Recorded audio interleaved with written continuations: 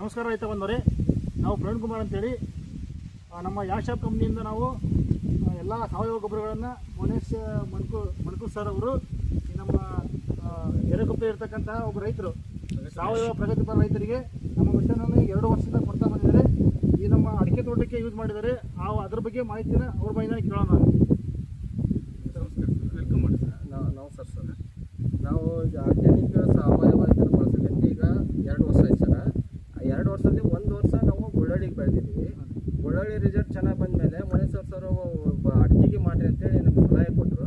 ಆ ಸಲಹೆ ತೊಗೊಂಡು ಆಯಿತು ಮಾಡೋಣ ಅಂಥೇಳಿ ನೆಕ್ಸ್ಟ್ ವರ್ಷದಿಂದನೇ ಈ ವರ್ಷದಿಂದನೇ ನಾವು ಮತ್ತೆ ಅಡಿಕೆಗೆ ಹಾಕಿದ್ವಿ. ಅಂದರೆ ಒಂದು 2 ಡ್ರಿಂಚ್ 2 ಸ್ಪ್ರೇ ಕೊಟ್ಟಿದ್ದೇವೆ ರೀ ಇದಕ್ಕೆ ಅಡಿಕೆಗೆ 1 ವರ್ಷದಲ್ಲಿ. 1 ಡ್ರಿಂಚ್ 1 ಸ್ಪ್ರೇ ಸೇರಿ ಒಂದು 30,000 ರೂಪಾಯಿ ಖರ್ಚು ಬರುತ್ತೆ. 1 ಎಕರೆ ಅಡಿಕೆ ತೋಟಕ್ಕೆ 30,000 ರೂಪಾಯಿ ಡ್ರಿಂಚ್ ಸ್ಪ್ರೇ 2 ಡ್ರಿಂಚ್ 2 ಸ್ಪ್ರೇ ಸೇರಿ ವರ್ಷಕ್ಕೆ 1 ವರ್ಷಕ್ಕೆ. ಈಗ ಬೇರೆ ಬೇರೆ ಥರ ಮೆಟೀರಿಯಲ್ ಯೂಸ್ ಮಾಡ್ತಿದ್ದಾರೆ. ಅಂದರೆ ಪ್ರತಿ ತಿಂಗಳು ಗೊಬ್ಬರ ಕೊಡಬೇಕು ಅಂತ ಒಬ್ಬ ರೈತರ ತಲೆ ಇರುತ್ತೆ, ಇನ್ನೊಬ್ಬ ರೈತರಲ್ಲಿ 15 ದಿನಕ್ಕೊಮ್ಮೆ ನಾವು ಗೊಬ್ಬರ ಕೊಡಬೇಕು ಅನ್ನೋ ತಲೆ ಇರುತ್ತೆ.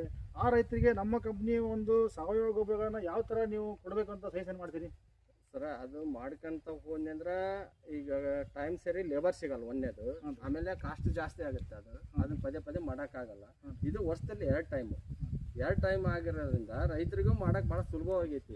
ಒಂದು ಟೈಮು ಡ್ರಿಂಕ್ಸ್ ಏನೈತಲ್ಲ, 2 ಬದು ನಾನು ಹಾಕ್ಸಿರೋ ಸರ 2 ಬದು ಬಾಗುಲಲ್ಲೇ ಸ್ವಲ್ಪ ಗುಣಿ ಮಾಡಿಸ್ಕೊಂಡು ಪ್ರತಿ ಗಿಡಕ್ಕೂ 1 ಲೀಟರ್ನಂತೆ ಹಾಕಿ ಮುಚ್ಚಿದ್ದೇನೆ ಸರ್.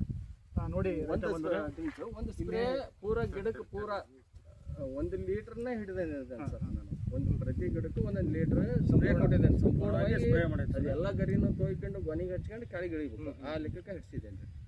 ನೋಡಿ ರೈತ ಬಂದವರೇ, ಈ ರೈತರು ಹೇಳೋ ಪ್ರಕಾರ 1 ಎಕರೆ ಅಡಿಕೆ ತೋಟಕ್ಕೆ ವರ್ಷಕ್ಕೆ 2 ಸರಿ ಡ್ರಿಂಚ್ 2 ಸರಿ ಸ್ಪ್ರೇ ಮಾಡಿದ್ದಾರೆ. ಅದೇ ಥರ ಕಡಿಮೆ ಖರ್ಚಿನಲ್ಲಿ ಹೆಚ್ಚಿನ ಇಳುವರಿನ ಪಡ್ಕೊಂಡಿದ್ದಾರೆ. ಒಂದು ಗೊನೆ ಮಿನಿಮಮ್ 10 ರಿಂದ 15 kg ಎವರೇಜ್ ಆಗಿ ಬರ್ತಾ ಇದೆ. ನೋಡ್ಬೋದು ನೀವು ಗಿಡಗಳನ್ನು, ಪ್ರತಿಯೊಂದು ಗಿಡನೂ ಯಾವ ಥರ ಫಸಲು ಕಟ್ಟಿದೆ, ಗೊನೆಗಳು ನೋಡ್ಬೋದು ನೀವು. ಮತ್ತು ರೋಗ ಮುಕ್ತವೂ ಸಹ ಆಗಿದೆ. ಹಿಂಗೆ ಒಂದು ತೋರ್ಸು ತೋಟ